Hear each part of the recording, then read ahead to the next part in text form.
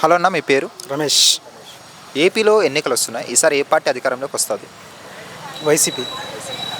ఎందుకు వైసీపీ రావాలని కోరుకుంటున్నారు? Question mark, no question mark, YCP అంతే. అంటే టీడీపీ వాళ్ళు ఏమంటున్నారంటే ఈసారి 130కి పైగా మేము గెలుస్తామంటున్నారు స్థానాల్లో. 130 స్థానాలు గెలుస్తారంటనా? 130 స్థానాలు, 130 పైన. 30లో ఈ పక్కన ఒకటి తీసేసేయండి. 13 గెలుస్తారా? ఒకటి తీసేయమంటున్నా. 30 అంతే. ఎందుకు అంత ధీమాగా ఎలా చెప్తున్నారు? అంత ధీమా అంతే, నా ధీమా నాది.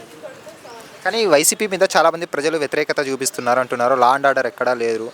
లా అండ్ ఆర్డర్ ఎక్కడ విషయం అంటే ఈ పోలీసులు కానీ వైసీపీ పార్టీకి తొత్తులుగా పనిచేస్తున్నారు. న్యాయం అనేది ఎక్కడ జరగట్లేదు. వాళ్ళు తొత్తులుగా పనిచేయలే.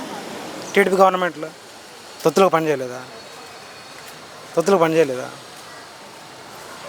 సరే, ఈ 5 ఇయర్స్లో డెవలప్మెంట్ ఏం జరిగిందన్న ఏపీలో?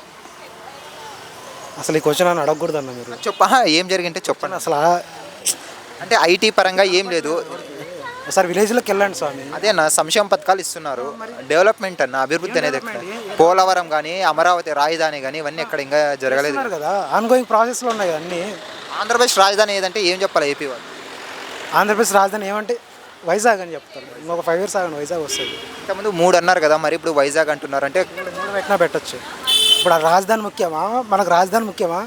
విలేజ్ ఉద్యోగాలు అవన్నీ రావాలా, ఇన్కమ్ సోర్స్ జనరేట్ అవ్వాలంటే రాజధాని ఉంటేనే ఇప్పుడు సోర్స్ అవుతుంది కదా. ఇప్పుడు మరి ఇంతకుముందు ఉన్నప్పుడు చంద్రబాబు ఉన్నప్పుడు, మరి ఇంతకుముందు ఏపీ ఉన్నింది, స్టేట్ విడిపోయింది కదా, కంబైన్డ్ ఏపీ ఉన్నది కదా, డివైడ్ కాకమున్నప్పుడు. మరి వీళ్ళందరూ అక్కడికి పోయినారు. అప్పుడు సోర్స్ హైదరాబాదే కదా కంబైన్ ఉన్నప్పుడు. ఎక్కడ ఇన్కమ్ సోర్స్ ఎక్కువ. ఏం సోర్స్? మరి ఇక్కడ కోర్సెస్ చేస్తారు, ఇక్కడ ఫేక్ పెట్టుకొని వెళ్తారు. ఎక్కడికి పోతారు వాళ్ళు? ముంబై, బెంగళూరు వెళ్తారు, పూణే. ఇప్పుడు కూడా వెళ్తున్నారు. మరి ఇప్పుడు కూడా వెళ్తున్నారు కదా. ఇప్పుడు కూడా వెళ్తున్నారా లేదా? కాదన్న, ఇప్పుడు కూడా ఈ బీటెక్ పాపం కోర్స్ పుట్టగొడుగులు మొలిచినట్టు మొలిచాయి. ఈబీసీ రిమన్స్మెంట్ ఇచ్చిన తర్వాత బీటెక్లు చేయలేను. ఏపీలో ఉద్యోగాలు ఇస్తే ఇక్కడికి రారు కదా. ఐటీ పరంగా ఏపీలో అయినా ఐటీ డెవలప్మెంట్ అయితే ఇక్కడికి రారు కదా. ఐటీ డెవలప్మెంట్ చేస్తే ఇక్కడికి రారు కదా అంటున్నావా? ఆంధ్ర వదిలి ఇంకా హైదరాబాద్, బెంగళూరుకి ఎందుకు వెళ్ళాలి? డివైడ్ అయిపోయింది. ఇప్పుడు కాదన్న, ఇప్పుడు ఆల్రెడీ ఉన్నట్టుండి రావాలంటే కొంచెం టైం పట్టుద్ది. ఇప్పుడు అయినా కానీ ఒకవేళ ఇప్పుడు ఇక్కడ పునాదులు అంతే. ఈ అమీర్పేట, ఎస్ఆర్ నగర్ కోచింగ్లకి ఏ కోచింగ్ అనేది సాఫ్ట్ ఐటీ కోర్సులు నేర్చుకోవాలన్నా ఆల్రెడీ అక్కడ ఇప్పుడు ఆల్రెడీ బ్రాంచెస్ వెళ్ళిపోయినాయి. ఇక్కడ నుంచి బ్రాంచ్లు వెళ్ళిపోయినాయి. అక్కడ కూడా ఉన్నారు. అక్కడ కోర్స్ నేర్చుకొని ఇక్కడ ఫేక్ పెట్టుకొని అటు వెళ్ళిపోయిన వాళ్ళు చాలామంది ఉన్నారు. బెంగళూరు అటు మొత్తం కంబైన్ ఏపీ. అసలు మా వాళ్ళు ఇంత తెలంగాణ డివైడ్ కాకముందు కూడా ఇటు నుంచి కోర్స్ మా సీనియర్స్, మా అన్నోళ్ళు చాలామంది ఇక్కడ కోర్స్ నేర్చుకున్నారు, వెళ్ళిపోయినారు చాలామంది. ఓకే, మరి సొంత చెల్లెలు ఎందుకు అన్నకు ఆపోజిట్గా వచ్చిందన్న? తీసుకొచ్చింది జగన్మోహన్ రెడ్డి. అంటే స్ట్రాటజీ అన్న చెల్లి స్ట్రాటజీ, మైండ్ గేమ్.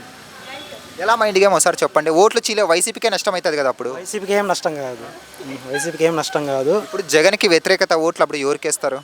ఇప్పుడు జగన్ పార్టీలో ఉన్న వాళ్ళు ఇప్పుడు వైసీపీ షర్మిల గారికి వేసినారనుకో, అర్థం కాదు. జగన్ ఉన్నారు, షర్మిల గారికి వేసేప్పుడు వైసీపీకే నష్టం కదా.